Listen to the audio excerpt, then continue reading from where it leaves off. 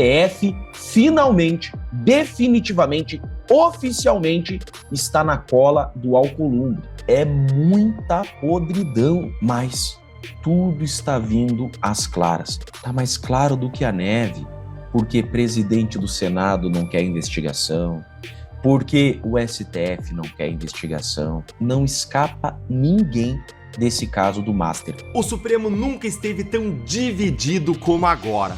Gente, é oficial, o STF está rachado e agora é pra valer. Talvez esteja certo o senador Alessandro Vieira quando ele disse o seguinte: o Brasil está perto de prender ministros do Supremo Tribunal Federal. Olá pessoal, sejam bem-vindos. O meu nome é Bruno. Se você gosta e apoia o nosso conteúdo, então deixa o seu like e inscreva-se no canal.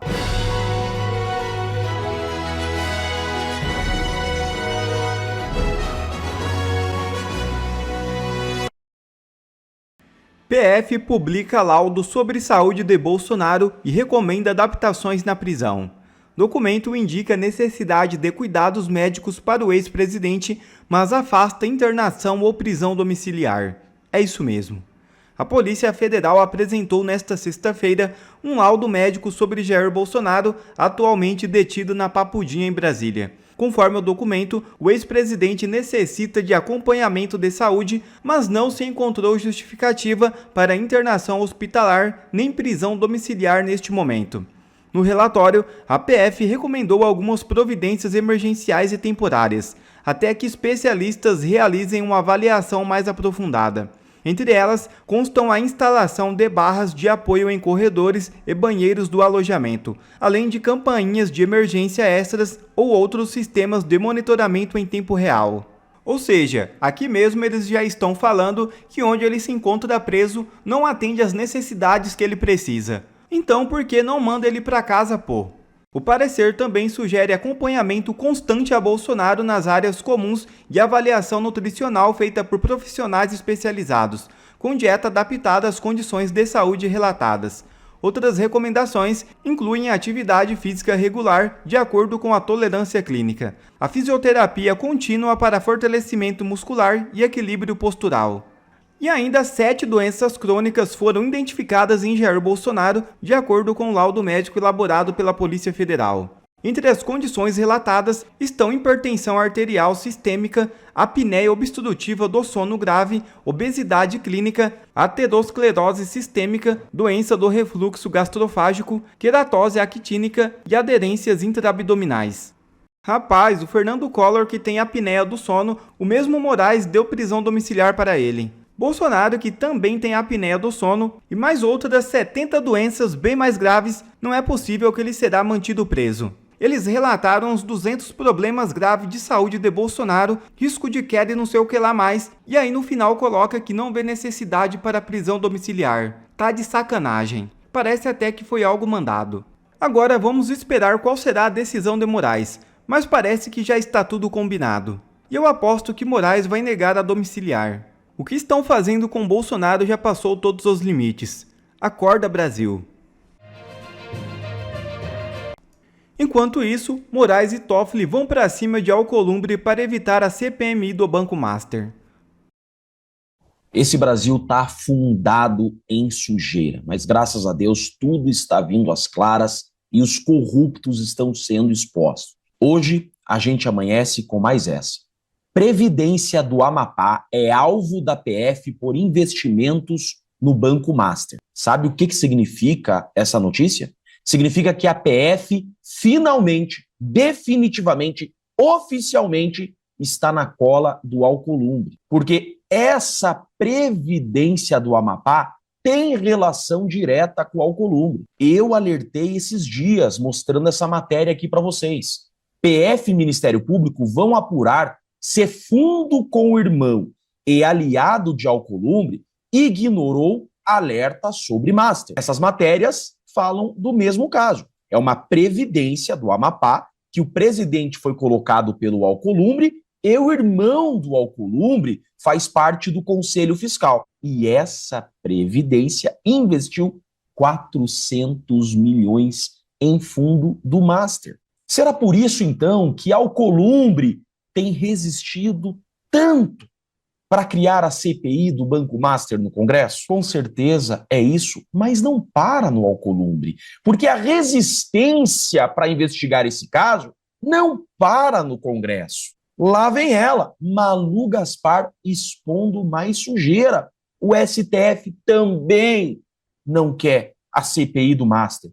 Ministros do STF pressionam Alcolumbre contra instalação da CPI do Master.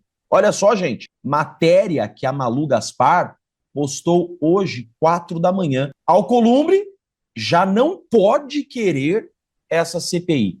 Alexandre de Moraes, muito menos. É juntar a fome com a vontade de comer. Agora, por que está todo mundo correndo assim da apuração do caso Master? Porque esse caso chega em todo mundo. Esposa de Moraes não atuou nos órgãos previstos por contrato milionário com o Master.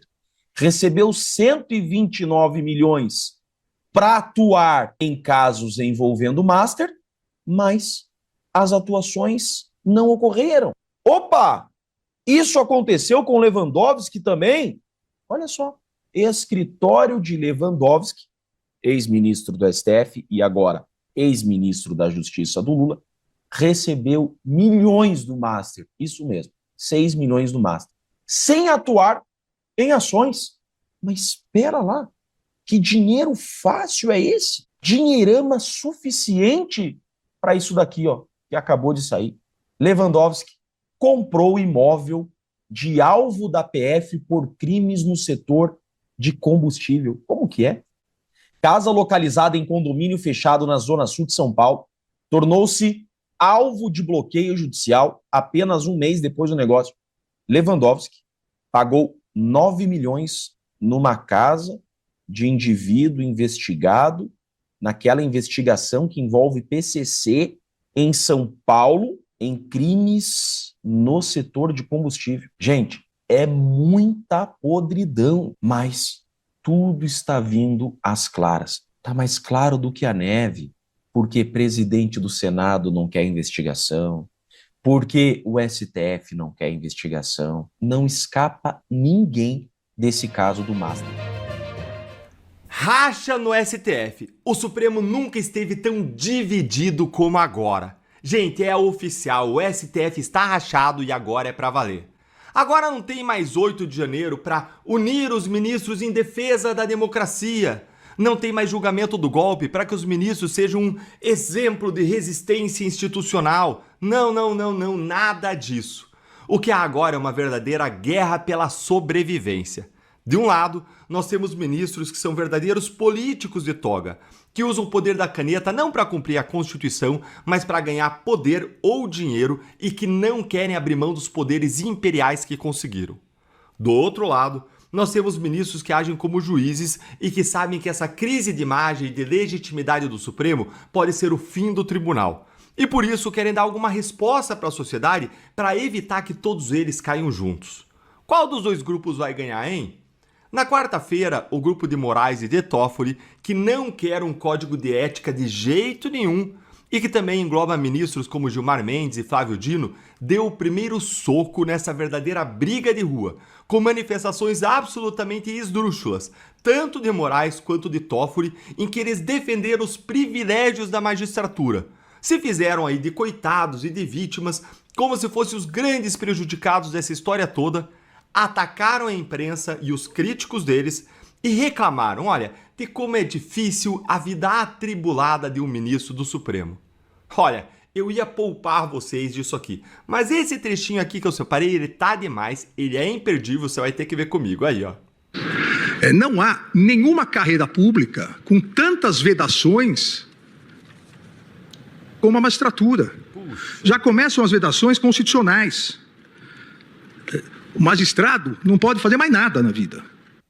Só o magistério. Gente, eu acho que eu vou chorar. Olha, faltou um lenço aqui para eu chorar. Puxa vida, coitados. Tadinhos deles, né, gente? Eu não sei nem por que eles aceitaram assim um cargo tão penoso de ministro do Supremo. Tão difícil essa vida. Eles reclamaram que eles não podem ser empresários nessa mesmo dia. E não podemos ser empresários. E é realmente uma pena que nem o Toffoli nem o Moraes sejam empresários. E é por isso que a mulher do Moraes ela precisa de um contrato de 129 milhões de reais com o Banco Master para ajudar a colocar comida na mesa. Porque só com o salário de ministro, né, que é o teto do funcionalismo público, mais de 45 mil reais por mês, só com isso não dá, né?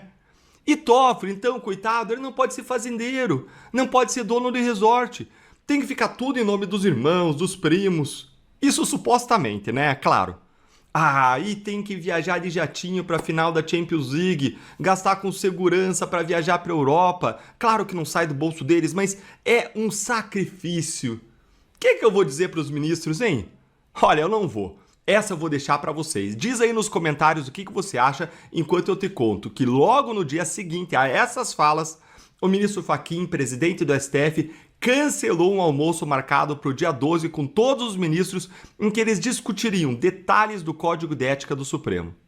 E o que a gente está vendo é que de lado a lado saem ataques, reações e novos movimentos.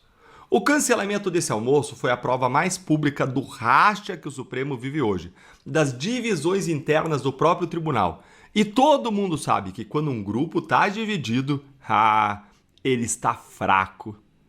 Agora, para responder a pergunta a respeito de qual grupo vai ganhar essa briga, precisamos relembrar de uma coisa antes. Esses dois grupos eles têm algo em comum que ainda os une, que é o fato de que ambos só querem sobreviver, manter o status quo, evitar um processo de impeachment para não abrir a porteira, porque sabem que onde passa um boi, passa a boiada. Nessa guerra, o lado político que é contra o Código de Ética para os ministros tende a ter mais força. Por quê, Deltan? Porque é mais articulado, tem menos ou nenhum escrúpulo, sabe como exercer o poder, manipular, atacar, construir alianças, não se preocupa em violar a lei para prejudicar inimigos, para ajudar amigos. Enquanto o outro lado, mais avesso à política, mais respeitador de limites e da lei, ele depende da sociedade e da imprensa para poder fazer valer a sua vontade, ou seja, precisa de apoio público, de respaldo do povo, e hoje o povo, em grande medida, olha para o Supremo com desconfiança e com todos os pés atrás. A chance, gente, para esse grupo é, se o caso do Banco Master e o escândalo que já existe no Supremo crescer de tal maneira, chegar a tal ponto do absurdo, que o Supremo não vai ter outra alternativa a não ser fazer uma reforma muito profunda e mudar de rumo. Ou então arriscar o impeachment, né? Um controle externo por outros órgãos que vão se ver obrigados a fazer isso para dar uma resposta para a sociedade. Depois do relator da CPI do crime organizado, o senador Alessandro Vieira, pedir a quebra dos sigilos bancário, fiscal, telemático, telefônico da esposa do ministro Alexandre de Moraes e das suas empresas, além da convocação obrigatória dela para prestar depoimento na CPI, agora foi a vez de outro deputado ir para cima dos escândalos mal explicados da família Moraes. O deputado Marcel Van Hatten, do Partido Novo, também vai pedir a convocação da Viviane para depor, mas em outra CPI. A CPMI, nesse caso, do INSS. E eu queria mostrar para vocês aqui o que foi que ele disse, confere aí comigo, Vamos convocar a esposa de Moraes na CPMI do INSS. Apresentei requerimento para convocar a esposa do ministro Alexandre de Moraes para dar explicações à CPMI do INSS sobre o contrato de 129 milhões do seu escritório de advocacia Comaster, que também roubou aposentados brasileiros. Em processos, ela não figura, mas a imprensa já revelou que o lobby para que o BRB fosse comprado pelo Banco Master foi feito. Que espécie de contrato era esse então, hein? Era de advocacia ou era de lobby? A CPMI do INSS reiniciou os trabalhos e vamos até o fim em busca da verdade, doa a quem doer. A gente está vendo uma ofensiva do Congresso para investigar isso como a gente nunca viu. A oposição está fazendo o que pode, está usando todas aí as suas armas legais, regimentais, legislativas dentro do Congresso para descobrir o que, afinal, a esposa do ministro Alexandre de Moraes fazia para que o Banco Master pagasse o que contratou com ela, porque a imprensa está até agora pesquisando ali em todos os órgãos públicos em que ela efetivamente atuava daquilo que estava previsto no contrato. E a imprensa não conseguiu achar nenhum órgão daqueles previstos em contrato em que a Viviane tem atuado para justificar os 3,6 milhões de reais por mês, num total de 130 milhões de reais. O contrato da Viviane, vamos lembrar que era inclusive considerado prioridade máxima por Vorcaro dentro do Master. Segundo a imprensa, o Daniel Vorcaro dizia para os seus auxiliares ali que eles podiam atrasar qualquer coisa menos o pagamento da dona Viviane. Por que será, hein, gente?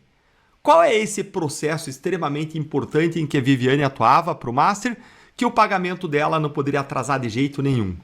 E o engraçado dessa história toda é que, embora a imprensa não consiga encontrar prova de uma prestação de serviços efetiva por parte da Viviane para o Master, ela conseguiu provar a atuação do Moraes em prol do banco, com interferências do ministro junto a Gabriel Galípolo, presidente do Banco Central, pedindo para que a compra do Master pelo BRB fosse aprovada, algo que foi revelado pela Malu Gaspar no Globo, e também, ainda, questionamentos feitos por Moraes à própria Polícia Federal para saber como que andavam as investigações contra o banco, como revelou a Folha de São Paulo.